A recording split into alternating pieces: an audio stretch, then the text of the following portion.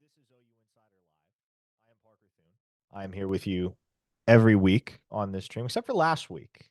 Last week, I was the one that got a week off, and the great Damian Mackey took my place. This week, it is my colleague Brandon Drum that is maximizing the final few days of his vacation.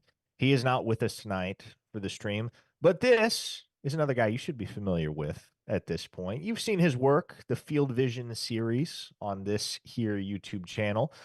He is the co-host of the Oklahoma Drill podcast. He is Coach Bryan Clinton, girl dad for now, boy dad to be. How many more weeks we got, Ryan? Well, we actually just got an update on that. It was supposed to be August 25th. We may have to move it up a little bit though, because we are measuring 80th percentile in weight and 90th percentile in height. So we may have an offensive lineman on our hands, ladies I was and about to gentlemen. say, man, you obviously have a background as an offensive line coach. Sounds like you may have a future blue chipper Yeah. on the Yep. come up as well. Beating me out of house and home by the time he's 3 years old. So Well, folks, we got a lot to talk about tonight. There is recruiting that is happening. It's always happening 24/7, 365. That sphere never stops spinning. We're going to start to take a look ahead at the Sooners 2024 schedule tonight. Brian's been doing some research, some analysis. We'll get his thoughts. We're going to look ahead to SEC Media Days because that's coming up next week. Monday and Tuesday, our whole crew will be down in Dallas for Big 12 Media Days. They run Monday through Thursday. OU goes on Tuesday. There's not really much of a reason to stick around, particularly for Thursday. That kind of feels like the getaway day. I think Jesse Crittenden's plan is to hang around for the Wednesday festivities. But the vast majority of our crew will be on hand Monday and Tuesday for SEC Media Days. OU's first SEC Media Days as a member of the conference. They're going to be represented by Jackson Arnold, Billy Bowman, and Danny Stutzman. Not a surprising trio there. Before we dig into all of it, want to remind you all that if you want to interact, and I got to get the stream comments in front of me here, but if you want to interact, please throw questions at us in the chat. Moreover, if you would like to ensure that your question gets answered, go ahead and hit us with a super chat. It can be any amount of money that you want. It can be $1. It can be $10. We have seen folks throw $100 bills at us before, virtual $100 bills, but we do make it a point to answer any super chat that gets thrown our way. So we will do that for you tonight. If you have a burning question that just absolutely has to be answered, throw a super chat our way and we'll make sure we get to it. But you don't necessarily need to do that because we will make an effort to get to as many of your questions and topics of discussion that get brought up in the stream chat as possible. Before we go any further, also want to remind you that this episode of OU Insider Live is brought to you by our friends at Chubby's. Yes, haha, funny product name. The product itself is excellent. So, Chubby's makes some fantastic clothing, shorts, shirts. It's a lifestyle apparel brand that has no equivalent in all of human history. Chubby's has crafted the most comfortable clothing with the most unique designs ever, and it's near impossible to wear them without being filled with the sense that life is truly a beautiful, awe-inspiring mystery with no fixed destination. So why not look good and feel good along the way? Our good friends at Chubby's sent me a shirt and a pair of shorts a couple weeks back, so I have had the chance to wear them, rock them a couple times now. It's probably my favorite shirt in my wardrobe. The Chubby's Friday shirt is the one to get you started with. And if you want to get started on Chubby's, their shirts, shorts, their original stretch short is a very comfortable, very lightweight pair of shorts as well. So if you want to get started with the original stretch shorts, the Friday shirts, or any of their other products like Chubby's Classic Lined Swim Collection, well, we got good news for you.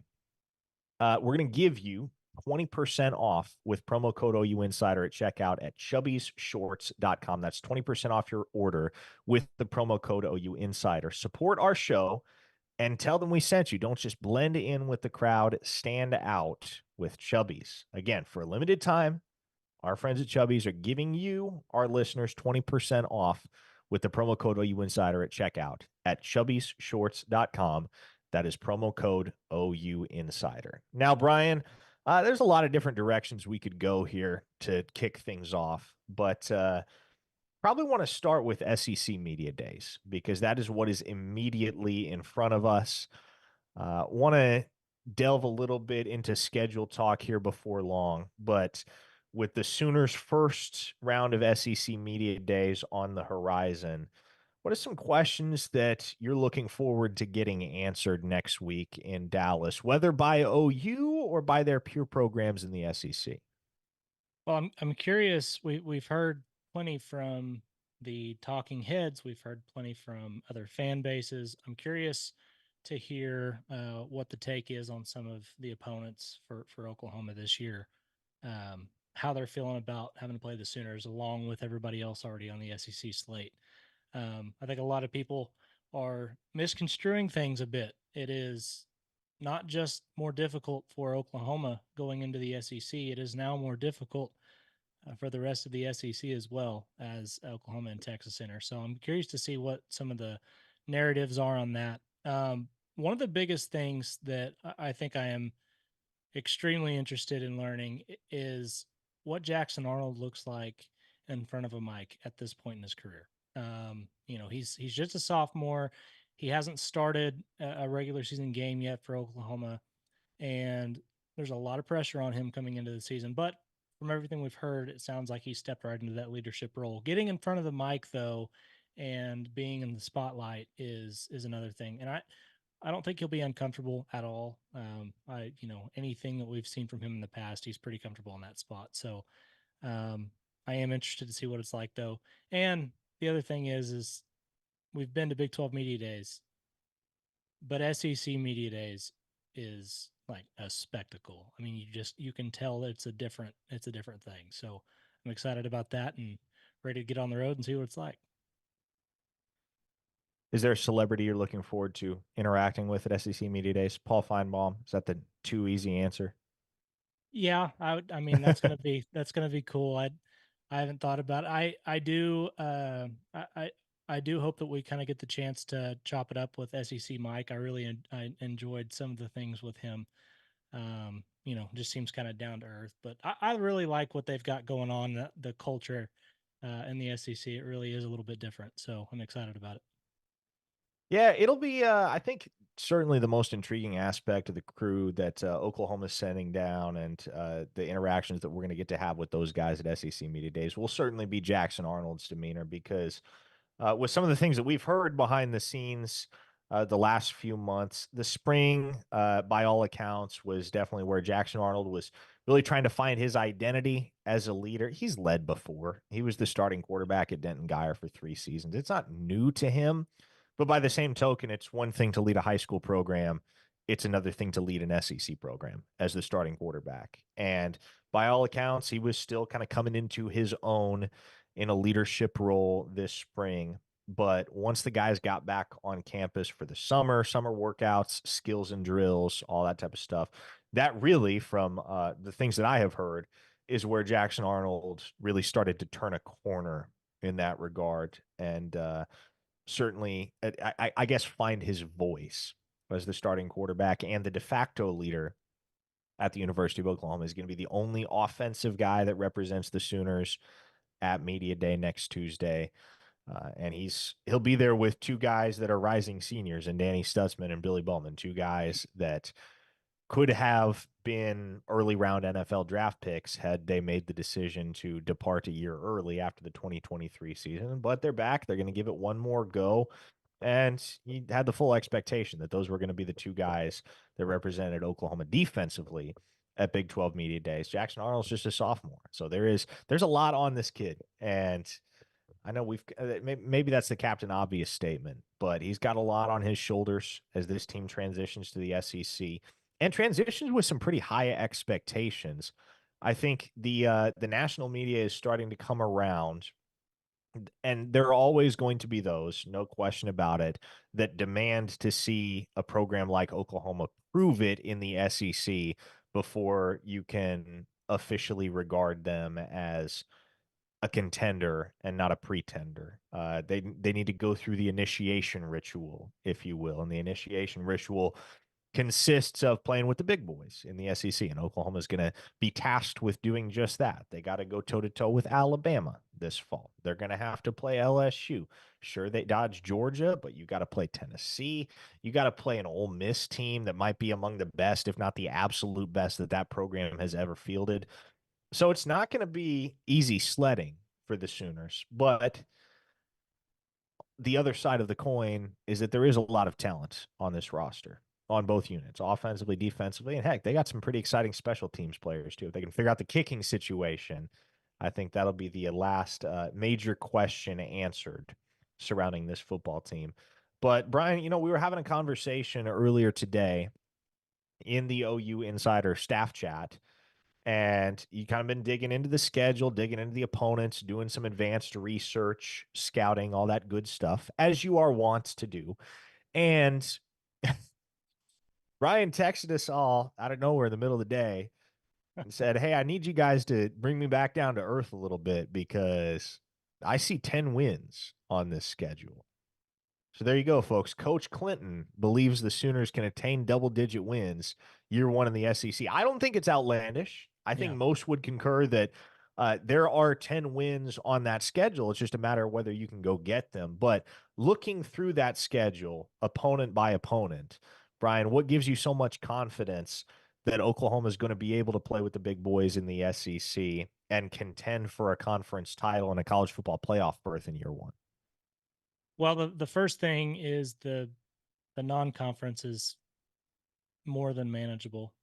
4 wins. It looks like 4 teams that Oklahoma should be able to, if they are exactly what we expect them to be, those should be pretty cut and dry.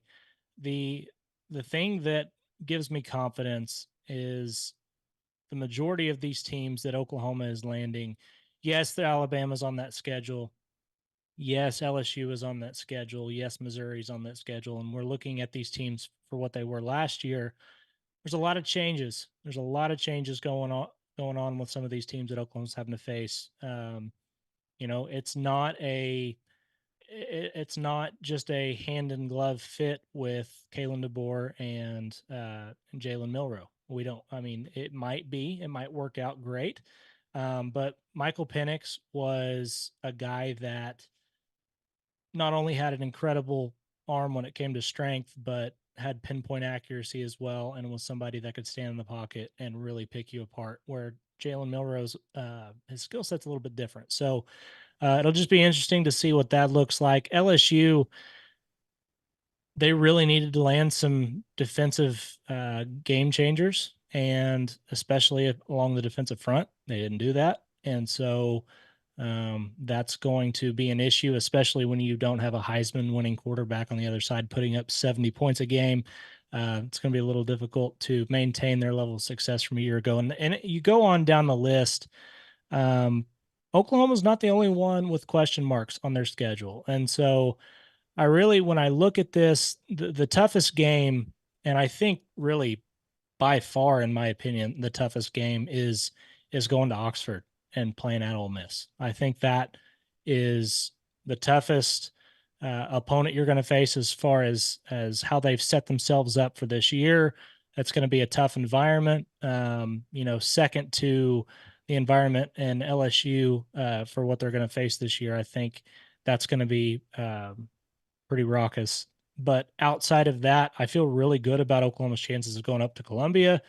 Um, for pun intended, I think Missouri, with what they lost, not just defensively, but some of the skill players that they lost this last year, they still get their quarterback back. They still got Luther Burden. I feel that's not an 11 or 12. That's not an 11-win team. That's not an 11-win team this year. The thing that does help them a lot is they have probably the easiest schedule in the SEC. So I do think Oklahoma goes in to Columbia and is able to pull out a win. The tougher games on the schedule: LSU, Alabama, Ole Miss, Missouri, and Texas. Those are the ones that I think are going to really cause potential issues. So I see a floor of 7-5 if things just don't come together along the offensive line the way that I think they will. I think the floor for this team is 7-5. I think the ceiling for this team, as crazy as it sounds, is 11-1. I think that this team is good enough to win every game on their schedule. I don't see it happening like the perfect 12-0. I just don't see that with this kind of schedule. It's just too tough. But 11-1 is, I mean, if Oklahoma goes 11-1 with this schedule, you're talking about being a top 3 team. You're in really good shape. So, yeah, this team is more than capable of surpassing that 7.5 win total that they've got, and I think 9-3, 10-2 is certainly attainable. Well, and we think back to arguably the most difficult season-long schedule that OU has ever faced. It was in 2000. And of course, Yep. they had the legendary Red October run, end up finishing the season undefeated, go play Florida State in the national championship game down in Miami, and get the job done. So, look, I don't want to get caught up in drawing parallels between the 2024 team that we're about to see and the 2000 team, because that's until we see Oklahoma win a championship, I don't want to be the one that's Yep. constantly drawing those parallels. But even so, you do look back on that 2000 schedule, and especially preseason, there was kind of that same sentiment. Oh boy, Oklahoma had a good year last year. Sure, year one under Bob Stoops, but that is an absolute gauntlet that they have to navigate. And they did so. And there was no doubt at the end of the season that they were the best team in the country. So we will see whether this program, under the leadership of Brent Venables, has what it takes to rise the occasion to that level. But I agree with you, Brian. I think in fact, it might have been SEC Mike that put this out there today. I believe it was, but he went through the schedule game by game and said there's not one that Oklahoma can't win. And that's Yeah. something that we've remarked on in the past in podcasts as well. You look at this schedule, and especially because Georgia is not on it, because you managed to dodge Georgia in year one.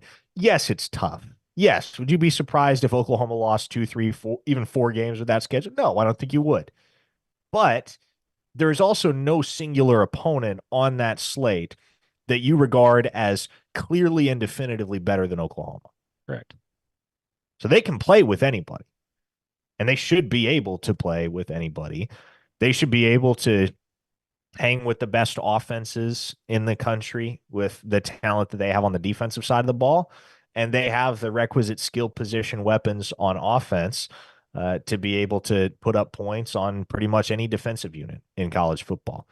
That's where the lingering concerns about the offensive line do kind of come into play. And I've heard many commenting on Oklahoma's lack of depth on the offensive line. To me, that's a rather moot point, because the reality, Brian, is offensive line depth only comes into play if you have a series of injuries. Right. And if you have a series of injuries, I don't know what team is going to be able to continue to function at a high level when you have the injury bug by the offensive line in particular. So, yeah, you look at it right now, and Oklahoma only has what I think the number is 7 scholarship linemen that have made starts at the FBS level. Okay, I don't, I don't see an issue with that. Yeah. Now, again, you lose a guy like Jacob Sexton, or certainly if a guy like Branson Hickman goes down with what the stability that he's going to provide at center, then you start to get worried.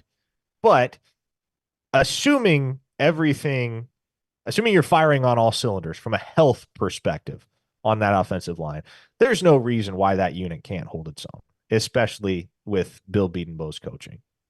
100%. Yeah. I think that the downfall of the offensive line has been kind of taken. It's kind of been beaten like a dead horse at this point. I think we're pretty much to the point where if you've been watching Oklahoma football for any amount of time, you know by that Texas game, regardless of the worries, I mean, I think that's pretty much the sentiment around here is by the Texas game, that offensive line usually has come together, and that's been the case every year up to this point. And I think that's going to continue to be the case going forward. The thing that really just surprises me is the narrative is so just overblown with anything Oklahoma, which is just the case. Like that's how it's always been. That's how it will continue to be. Um, Oklahoma combined the starts that they bring back, and I don't remember. I wish I could give them credit for this because it's been a little while since I've seen it. But combined starts along the offensive line is, I believe, 123 is what they have total. Not at Oklahoma, but combined.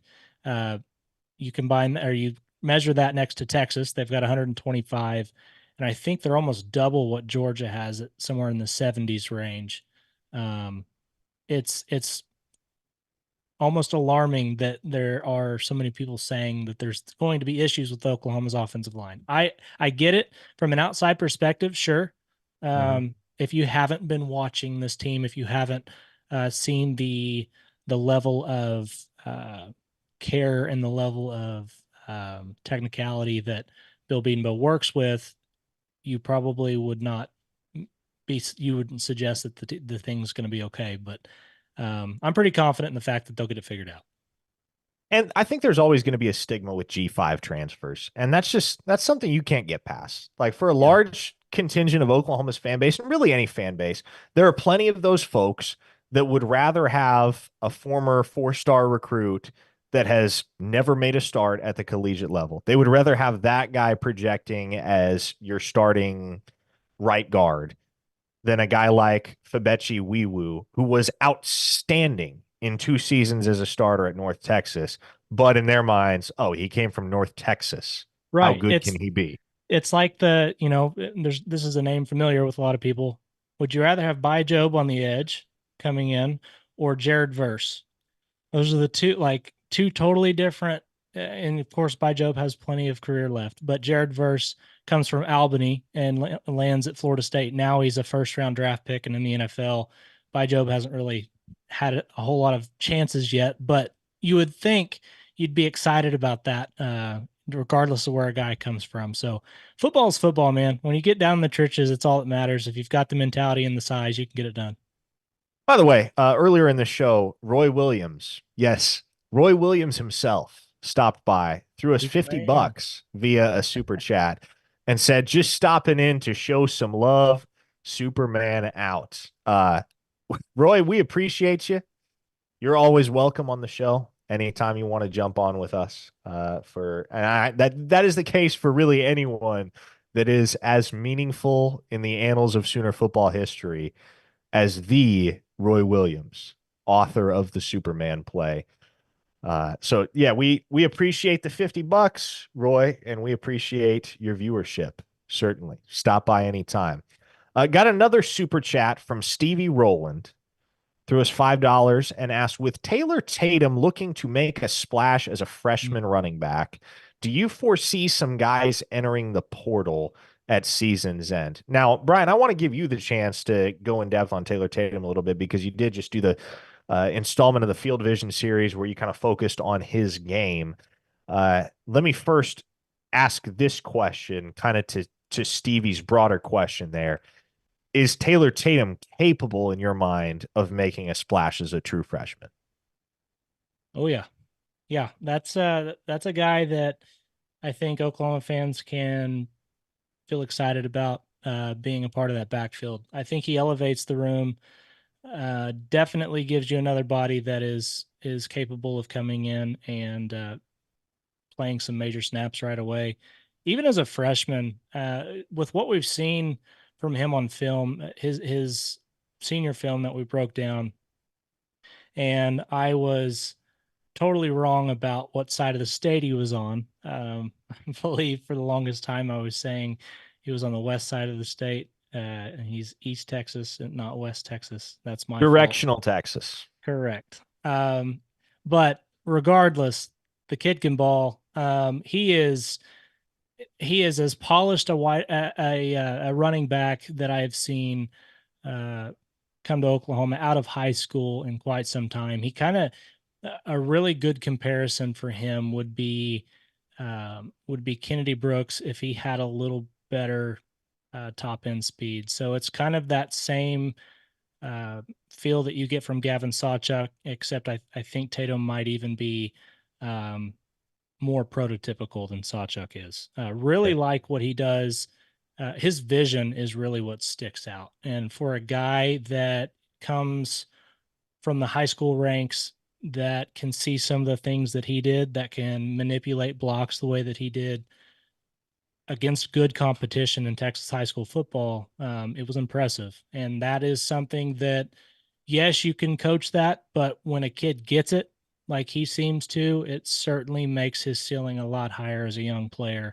And so I think that's somebody, if I'm DeMarco Murray, I'm just ecstatic about that guy coming into this room because he is somebody that certainly steps in and elevates everybody around him.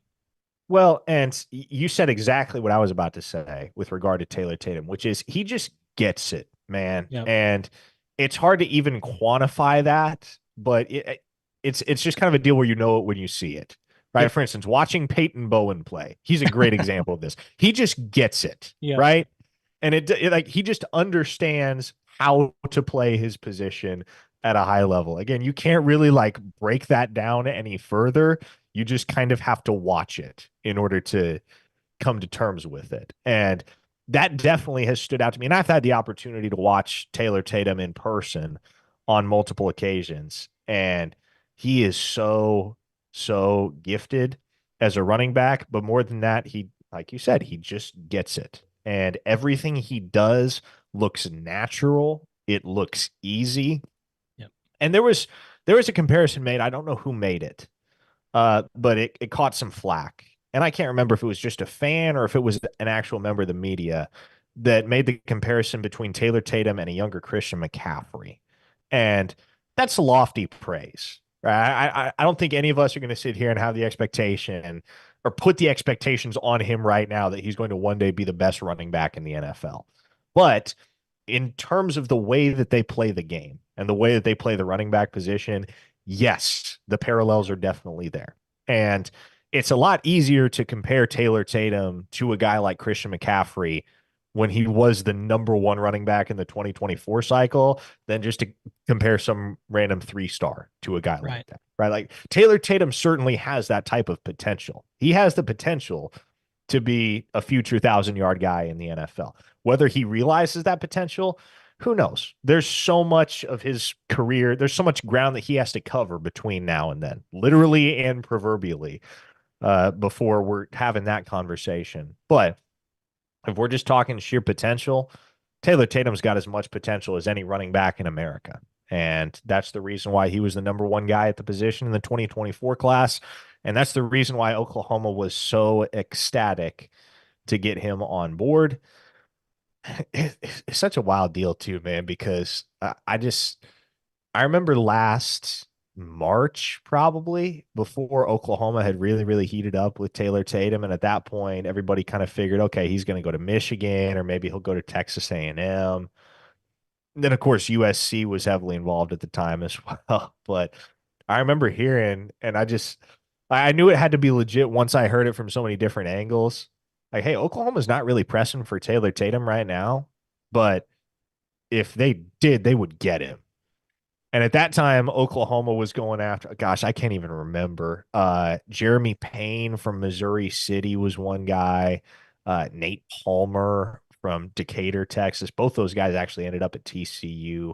Caden Durham, the Oklahoma City native who ended up playing down at Duncanville. He was another one. But come April, things kind of turned the corner between Oklahoma and Taylor Tatum, and DeMarco Murray really put a red eye on him and made him a priority. And boom, by June, Skip Johnson had talked him off a silent pledge to USC, and by July, he was publicly committed to Oklahoma. Could not have gone down much better for DeMarco Murray and the Sooners. So they are ecstatic to have him on board. I do think if there is an offensive skill position freshman that makes a big dent in 2024, it's either Devon Mitchell or Taylor Tatum. Those are the two guys I'm looking at. And I Yep. love that crop of freshman receivers. Love them. I mean, Zion Reagans is electric. You may see him a little bit on special teams.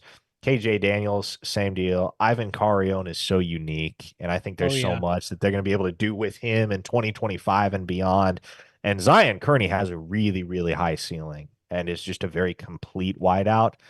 But all four of those guys are looking up on the depth chart at least six or seven receivers, Brian, Yes. that if you know, there's already not enough snaps to go around with how much talent there is. So I would not be shocked if all of those freshmen end up taking a red shirt because there's not going to be much of a window for them to make a huge impact. Right. You might see him in the main game, but outside of that, it's probably going to be a learning year for those four. Taylor Tatum and Devon Mitchell, though, if you do see a true freshman that has a big impact offensively at the skill positions for Oklahoma, it's probably Devon Mitchell or Taylor Tatum. Kind of going back to Stevie's question there, and I got to scroll back up to it. But the question was, do you foresee some guys entering the portal at season's end? I mean, I don't foresee that right now, but ask me once the season starts. Ask me once we get 6 games in and we have a concrete idea of what's real and what's not in this backfield and across the roster as a whole. Right?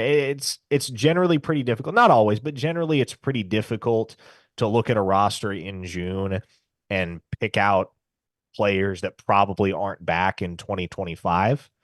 But you get to the mid-season mark or 3/4 mark of the regular season, generally it starts to become a little bit more evident that, hey, this guy's lagging behind his peers.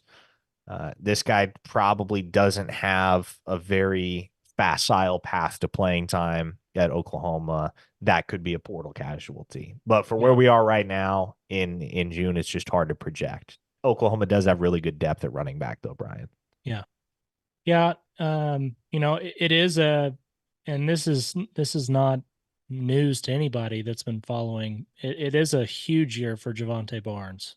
Like this is a big year for him to get healthy, remain healthy, and get out there. That's a guy that was expected to have a huge role last year, and it just didn't work out that way. And so I would expect that to be a guy that is someone Taylor Tatum's going to have to be trying to take snaps from. And so that fight for snaps, obviously, somebody ends up left on the sidelines. And as you said, we don't know who that's going to be at this point.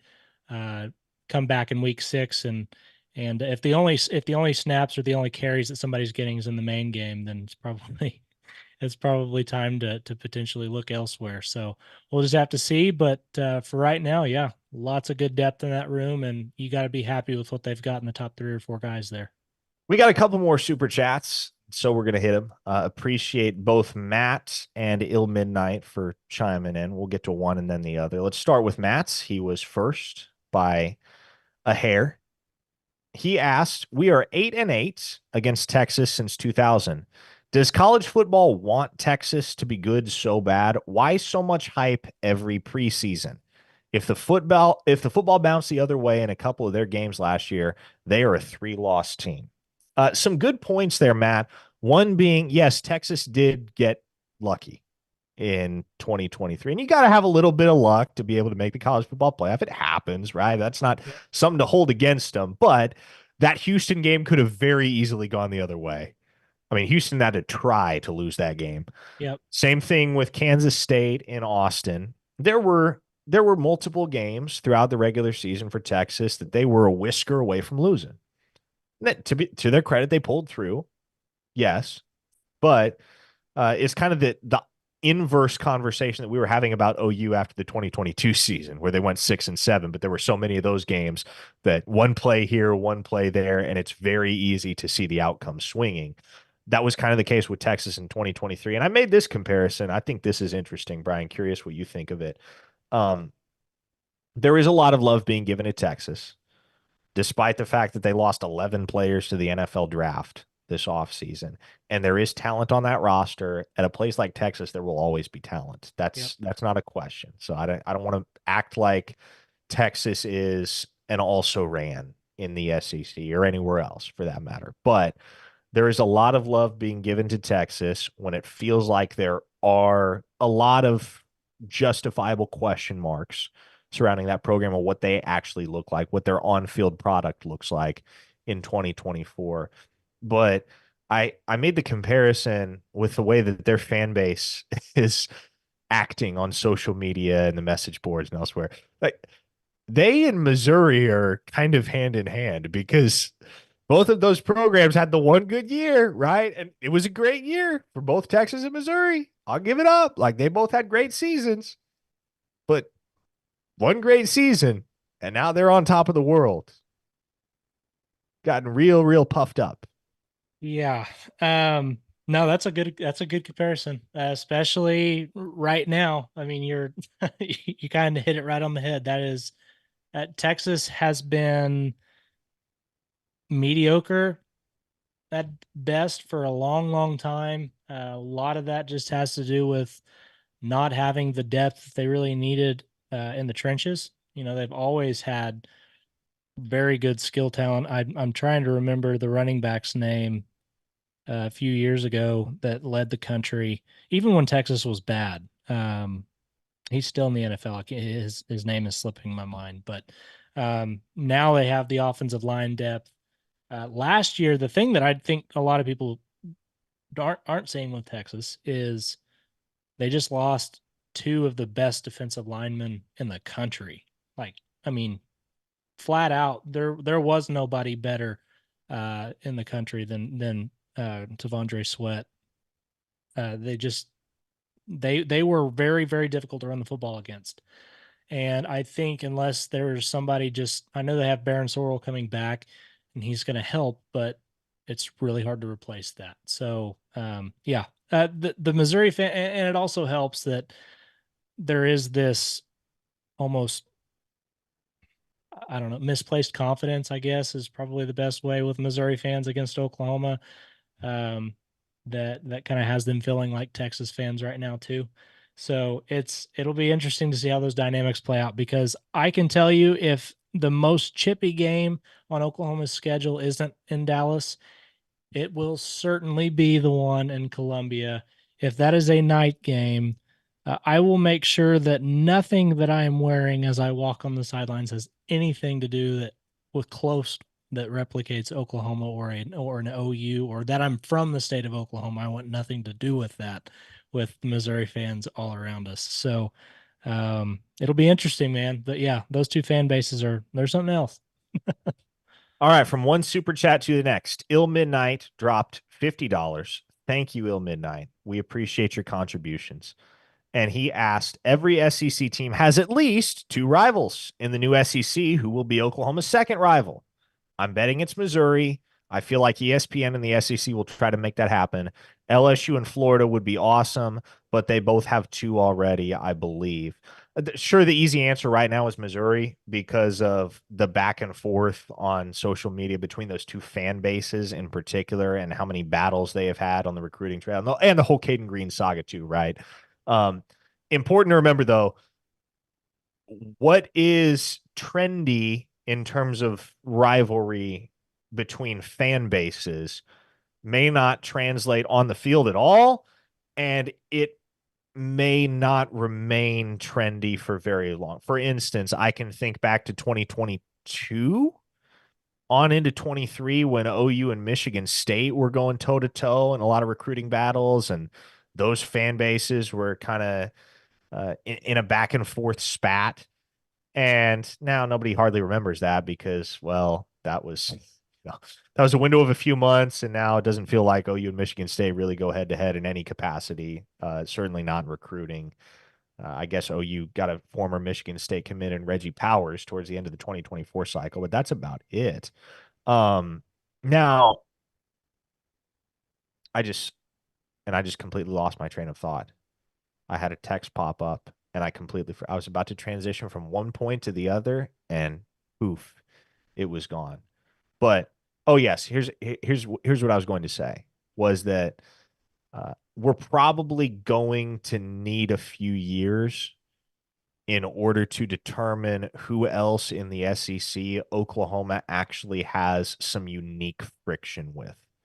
I have no doubt that the friction will be there with Missouri this fall. We know on November 9th, it's probably going to get a little bit chippy. What happened with Caden Green will more than likely play into that, as well as the fact that there are a lot of people in the Switzer Center right now that just don't like Missouri and really want to stick it to them on the football field because of the way that Missouri has, well, won battles on the recruiting trail. By hook or by crook, they have won battles against Oklahoma on the recruiting trail. Most recently, Lamont Rogers this past weekend. So I know that there are a lot of folks on the Oklahoma side in that building that really want to stick it to the Tigers. Question is it still the case in 2025 that there's that much friction between the two teams? And that also boils down to relevance, too, Yeah. right? Because there are plenty of Oklahoma fans that don't even regard the Bedlam series as a rivalry. Now, I think colloquially, generally speaking, we know Bedlam to be a rivalry series, but if there is a discrepancy in the competitive level of two programs year over year to the point where it becomes commonplace that one program is competing on a much higher level than the other, then folks will dismiss it. And so you're going to have to find another program in the SEC that you not only have organic friction with, as I mentioned, but that is competitive in the long run, not just for a Yeah. year or two, but fields competitive teams year in and year out. That's my thought, Brian. Yeah, that's what holds the competitiveness is what holds Arkansas from being like the slam dunk here because they're really not that far away from one another. Fayetteville and Norman are an easy drive. That would be just an easy pick. But I think as far as like relevancy goes, you almost you almost have to have a certain level of tradition, I guess is probably the right word. Uh, but I would say something that there's probably three teams outside of Missouri that I would say would be uh, your second rival if you're Oklahoma outside of Texas. Texas A&M's pretty easily in that mix. I just think the old history in the Big 12 probably plays into that a little bit. The fan bases are certainly familiar with one another. There's kind of like that hate triangle between them, Texas and Oklahoma. So that one would be interesting. One that I think does have uh, some some legit legs to it is LSU. I don't know. I don't know why. I think maybe everybody just hates LSU. It I goes think back to 2003 in the sugar. yeah, I think that's probably where it really extends to because they've only played twice, I believe, is the it's so that one, but I think LSU already has a few rivals in the SEC. The other one that I do think has some potential is Tennessee. I do think that Mhm.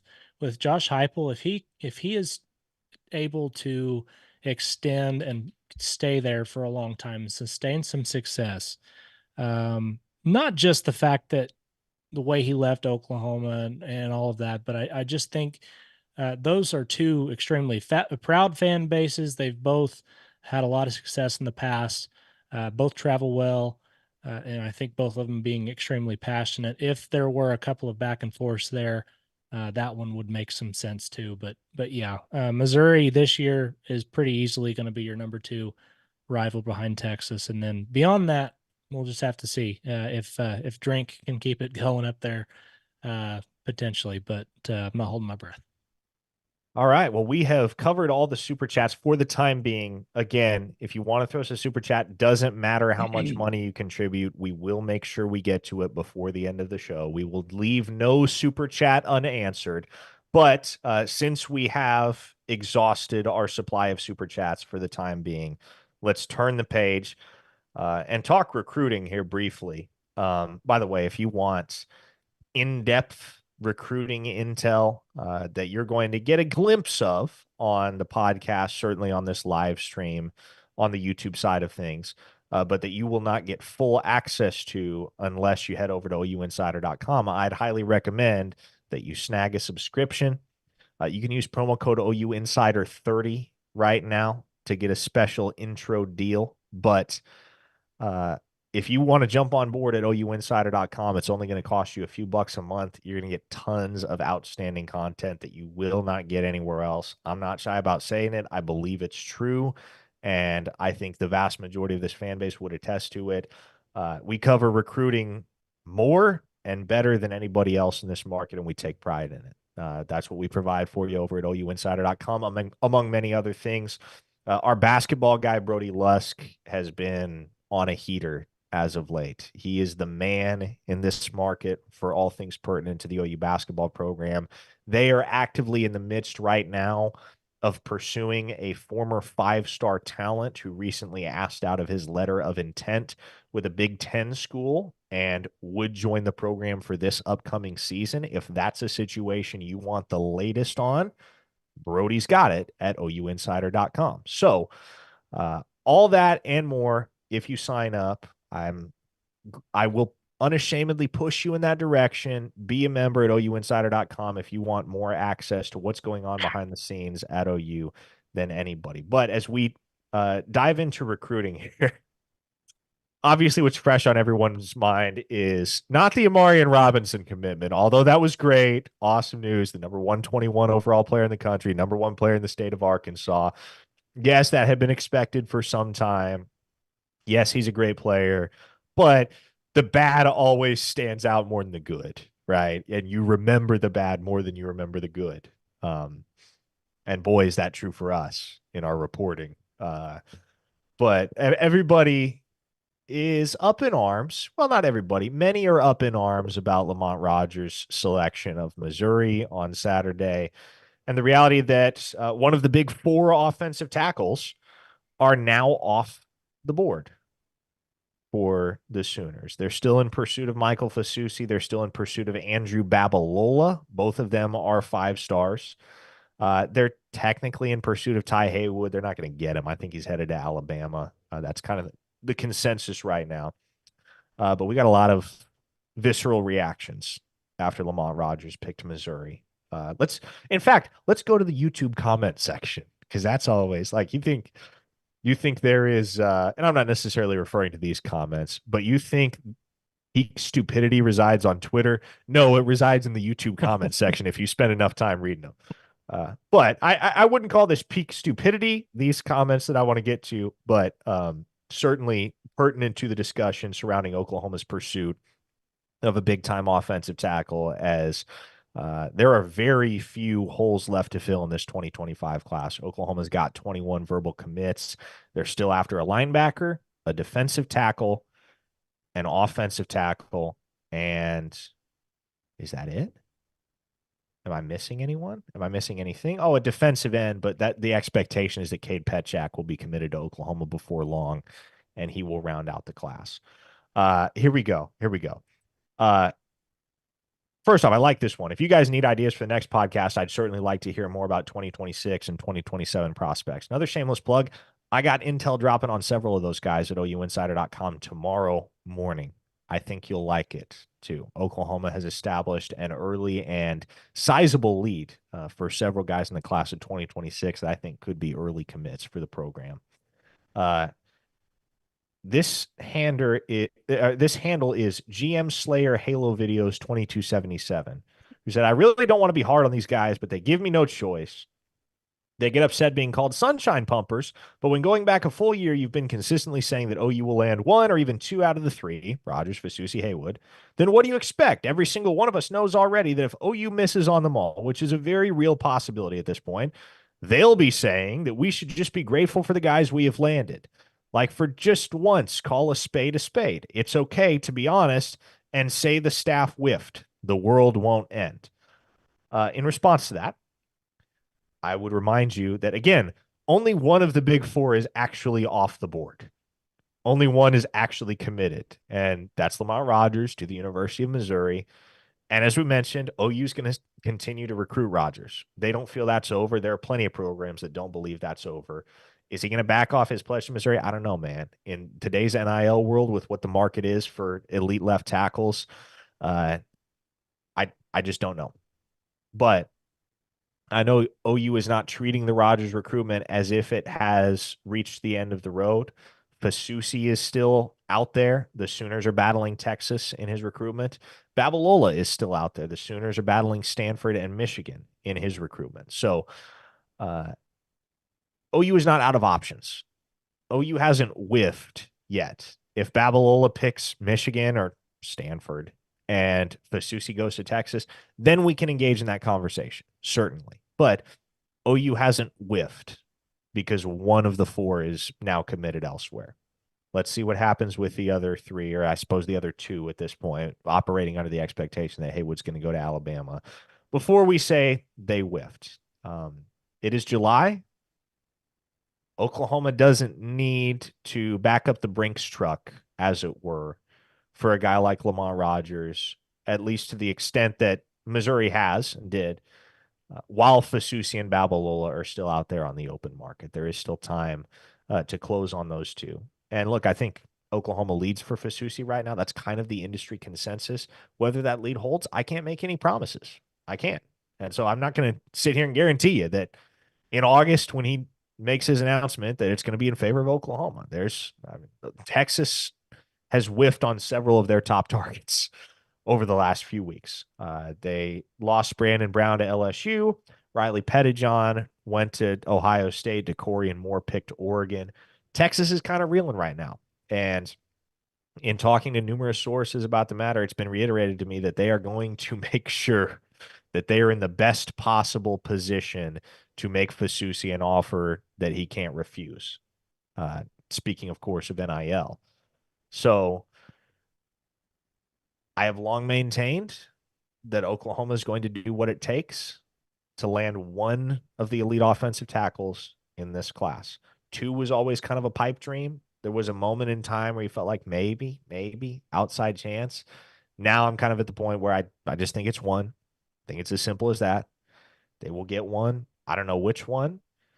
I would lean Fasusi right now, but there is much to be determined. So when Fasusi inevitably commits, just I'll point you back to this. I can't make any guarantees as to where the kid ends up. That is going to be dictated largely by the financial concessions that the two schools in play. And Texas A&M is also there, but it's really been about OU and Texas for some time.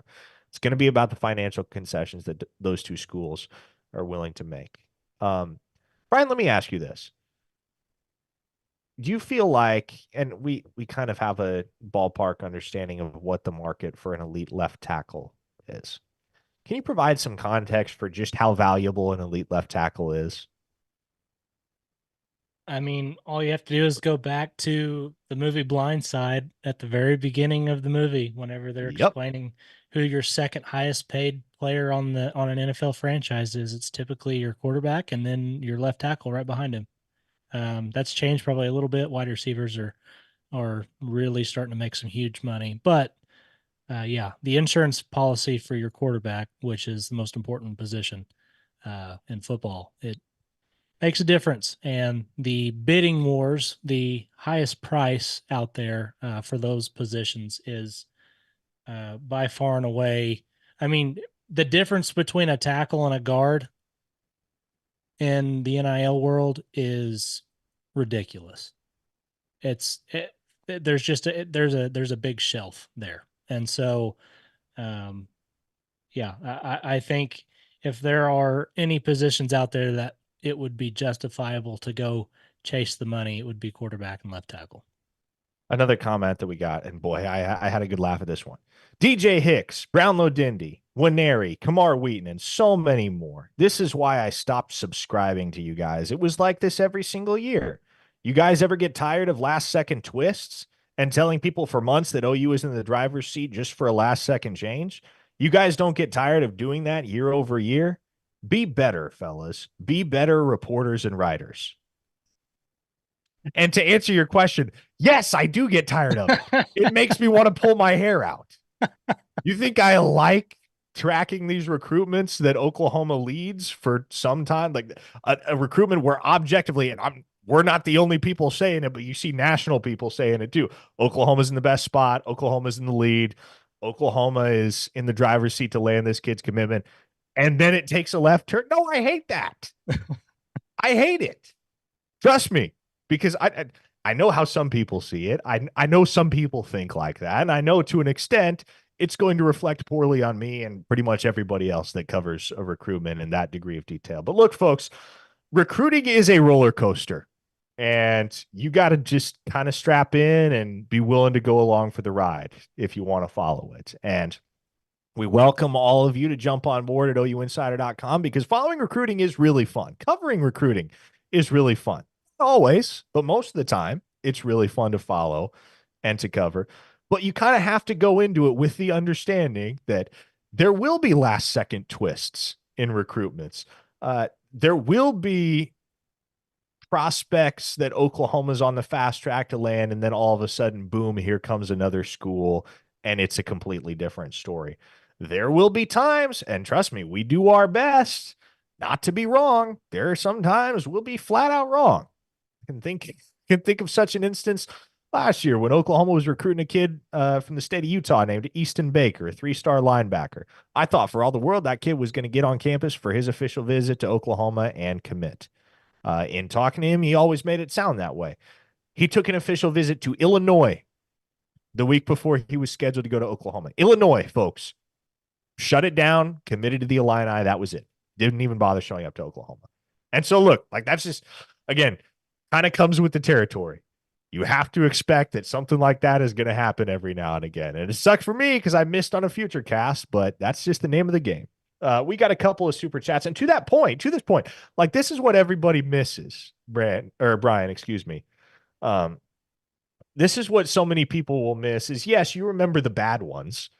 You remember the ones that didn't go in OU's favor late, be it a guy like DJ Hicks or Kamar Wheaton, etc.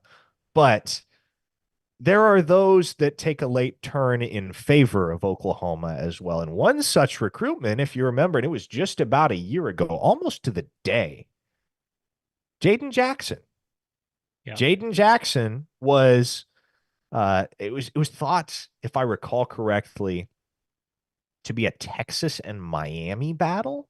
Yes. Ohio State was in the mix. Florida was also in the mix. And then here came OU. And OU wasn't even in the picture like that for Jaden Jackson. Yeah, they'd host him on an official visit. They weren't in the picture like that with him until the final 72 hours. OU made a late charge. They got him committed. And he had an outstanding spring to the point where expectations are pretty high for him as a true freshman and what he can bring to the table for Oklahoma. We have a super chat pertinent to Jaden Jackson. This comes from Chris Nipper. He dropped $20. And we got another one from Stevie Rowland that we'll hit in just a second. But Chris Nipper asked, out of all the talented freshmen from the defensive line, who do you see being the most impactful? You would think David Stone, but there's a ton of great reviews on Jaden Jackson. The consensus that I've gotten, and I want you to chime in here, Brian, but the consensus that I've gotten just talking to folks in the Switzer Center and folks that have been around the program is that naturally, as you would expect, David Stone certainly has the highest ceiling of any defensive tackle on this roster because of the physical gifts with which he's been endowed and all of the tools that are already there and all of the additional polish that he's going to pick up once he's coached up at the collegiate level. But it's also been reiterated to me by those same folks that right now, this second, Jaden Jackson's actually a better player than David Stone. So I've almost come around to the expectation that you're going to see more of Jackson than Stone in year one, at least in terms of playmaking. Long term, David Stone's potential is through the roof. He's a 5-star recruit for a reason. But I think Jaden Jackson, certainly, if we're just looking in front, what's in front of our faces in the year 2024, I think Jaden Jackson really has the opportunity, maybe more so than any freshman on the defensive side of the football for Oklahoma, to make an impact and a substantial one. Yeah, agreed. I really couldn't have said it any better. I will reiterate though, it's the slow climb or the slower climb for David Stone out the gate is going to end up being what brings year 3 around of him, and people go, "Oh my goodness, where did this guy come from? Like what? Like this is what it was supposed to look like." I think David Stone's ceiling is that of a a top 10 pick in the NFL draft at some point. I think Jaden Jackson is probably a guy, if things were to just go perfectly well for him, that's maybe a late first or a second round pick pretty easily. But Stone just has the pieces, the intangibles, all the measurables. And I think right now, year one, year two, uh, Jackson's going to be the guy that I think is going to be probably more consistent as a playmaker.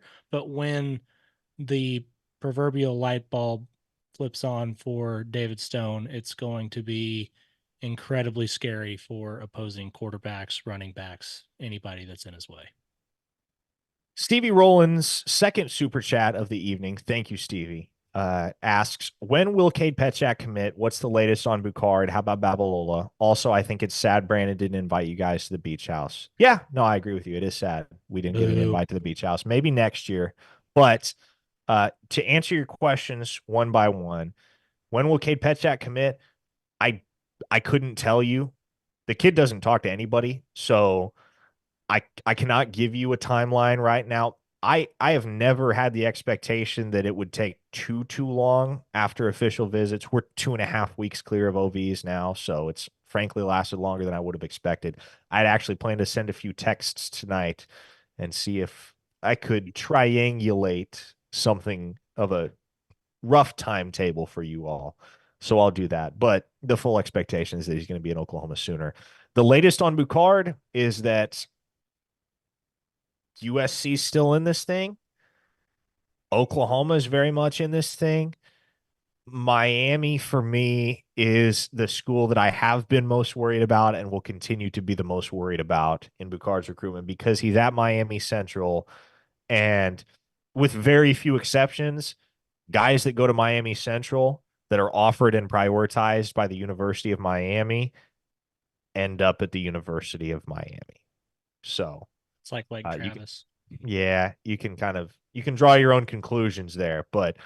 Miami Central is a feeder school to Coral Gables. And so OU is in a good spot with Boucard. Now he commits 10 days from today, next Saturday, July 20th.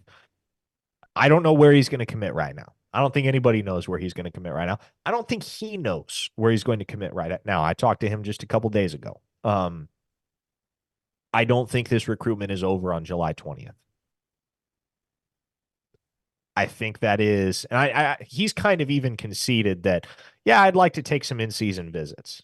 And so do you want him to commit to Oklahoma on July 20th if that's the case? Like if that's going to be a threat that's hanging over your head all fall, that possibility that he could go show up at a Miami game or show up at an Auburn game, and then all of a sudden, boom, you got to get Brent Venables and Todd Bates on the phone with him and talk about OU's no visit policy and reestablish expectations. Like so I don't know. Like, would you rather have him commit to Oklahoma on July 20th, or would you rather him commit elsewhere on July 20th? And Lord knows this staff is going to stay after him because he's been at the tip top of the board for quite a while. So I don't know. You tell me what you would rather have, but OU is in a good spot with Boucard. The thorn in their side is going to be Miami more so than USC. And with Babalola, kind of touched on it earlier, but it's OU Stanford, Michigan right now. And OU's pitch is certainly going to be, hey, yeah, you can go get a great degree at Stanford, but you can get a pretty decent degree here at Oklahoma, and we'll develop you for the NFL way better than they will at Stanford. Going up against Michigan, I don't know, that's kind of uncharted territory because it's a new head coach up there, Sharon Moore, himself a former Sooner. I guess your pitch at that point could be, hey, you know where Sharon Moore got his start? The University of Oklahoma. So, shoot, you want to be successful in life, whether as a football player or a coach or whatever your walk might be, come to the University of Oklahoma. So, we'll see where that goes. But Oklahoma very much in the thick of it for both Babalola and Boucard. Again, they're looking to fill 4 more spots. Petchak is going to be one of them. At least that's the belief. Then you need a defensive tackle, another linebacker. I tend towards that being Christian Jones right now from Omaha, Nebraska. And then, of course, an offensive tackle, be it Fasusi or Babalola, or who knows, maybe you loop back around with Lamont Rogers if he's starting to get antsy about going up to play in Columbia, Missouri here in a few months. So, uh, we have covered a lot of ground this evening on this OU Insider live stream. We had Roy Williams on the stream earlier. He dropped a super chat. That was a major highlight. We talked recruiting. We talked schedule. Uh, I guess the only thing we didn't talk was EA Sports college football. But hey, I'm sure we'll be talking a lot about that on next week's podcasts and streams when that drops Tuesday at midnight. We're 6 days away now, closer to 5 than 6. There is going to be revelry across the country. And there will be revelry in my house. There will be revelry in Bryan's house. And we will be down there at SEC Media Days. Trust me, we will be up at midnight playing NCAA football. No question about it. I'm sorry, EA Sports college football. It's not NCAA football anymore, but we're looking forward to that. There's a lot to look forward to. We look forward to seeing you all again on this stream next week. Stay tuned. We're going to have an episode of the Oklahoma Drill dropping here in the next few days, as well as another episode of the Under the Visor podcast. You guys that subscribe here on this channel, you know the drill. There's always content coming at you. Again, I would encourage you to subscribe at ouinsider.com, especially if you're into recruiting and VIP team intel. For Bryan Clinton and our dynamic producer, Spencer Forsyth, I am Parker Thune. Thanks for coming along for the ride with us this evening. Y'all take it easy, and we'll see you next time.